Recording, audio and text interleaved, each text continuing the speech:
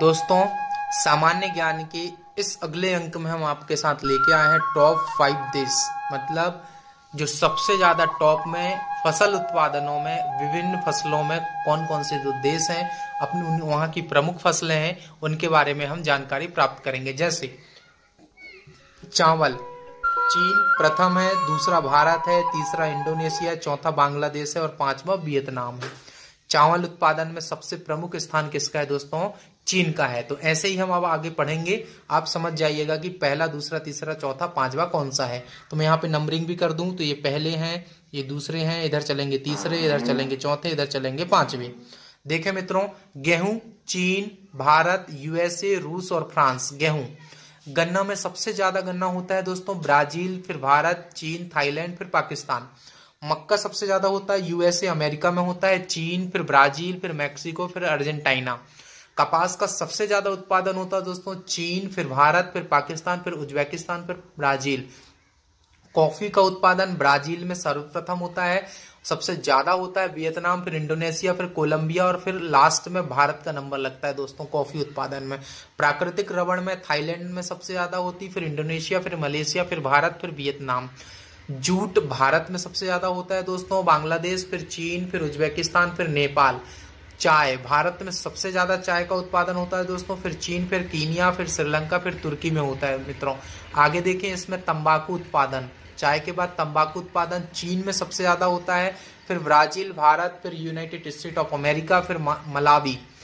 नारियल का उत्पादन देखें तो इंडोनेशिया में, फिर फिलीपींस में, भारत में, ब्राजील में, फिर श्रीलंका में सबसे ज्यादा होता है दोस्तों। कुल दालें, तो सबसे ज्यादा मतलब दालें कहाँ होती हैं? ब्राजील में, भारत में, फिर चीन में, फिर म्यांमार में, मैक्सिको में सबसे कम। टॉप 5 है दोस्तों ये जो नाम है हम जो आपको बता रहे हैं। अनाज, कुल अनाज जैसे सारे अनाज सबसे ज्यादा फिर चीन में होते हैं, फिर यूएसए, फिर भारत में, फिर ब्राजील में, फिर फ्रांस नंबर लगता है। पशु संख्या में, पशु में भारत सबसे ज्यादा है, फिर ब्राजील है, फिर चीन है, फिर यूएसए, अर्जेंटीना है दोस्तों। और इसके बाद मांस के निर्यात में सबसे ज्यादा है दोस्तों ब्राजील है, यूएसए मतलब यूनाइटेड स्टेट ऑफ अमेरिका है, कनाडा, ऑस्ट्रेलिया, अर्जेंटीना है। दुग्ध उत्पादन में भारत सबसे ज्यादा, फिर यूएसए, फिर चीन, पाकिस्तान, फिर रूस है। ऊन उत्पादन में दोस्तों ऑस्ट्रेलिया है, न्यूजीलैंड है, चीन है, CIS अर्जेंटीना है। चमड़ा उत्पादन में दोस्तों चीन सबसे ज्यादा है, फिर इटली है, फिर भारत है, फिर दक्षिण कोरिया, ब्राजील है। समुद्री मछली उत्पादन में दोस्तों देखें तो हम चीन सबसे ज्यादा है, फिर भारत है और बांग्लादेश है, फिर जापान है, फिर पेरू है। इसमें देखें स्वच्छ जल मछली उत्पादन में देखें, समुद्री में तो देख लिया हमने चीन है, स्वच्छ जल मछली उत्पादन में चीन है, भारत है, बांग्लादेश, जापान है, पेरू है। कुल मछली उत्पादन में दोस्तों चीन है, पेरू है, यूएसए, इंडोनेशिया, जापान है। यूरेनियम का संचित भंडार कहाँ पे दोस्तों? ऑस्ट्रेलिया, कनाडा में। यूरेनियम का संचित भंडार ऑस्ट्रेलिया, कनाडा, कजाकिस्तान, दक्षिण अफ्रीका और ब्राजील में। यूरेनियम के उत्पाद कहाँ मिलते हैं दोस्तों? कनाडा में, ऑस्ट्रेलिया में, कजाकिस्तान में, नाइजर, रूस में। तेल उत्पादक कहाँ पे होता है दोस्तों सबसे ज्यादा? सऊदी अरब में, रूस में, यूएसए और ईरान और चीन में।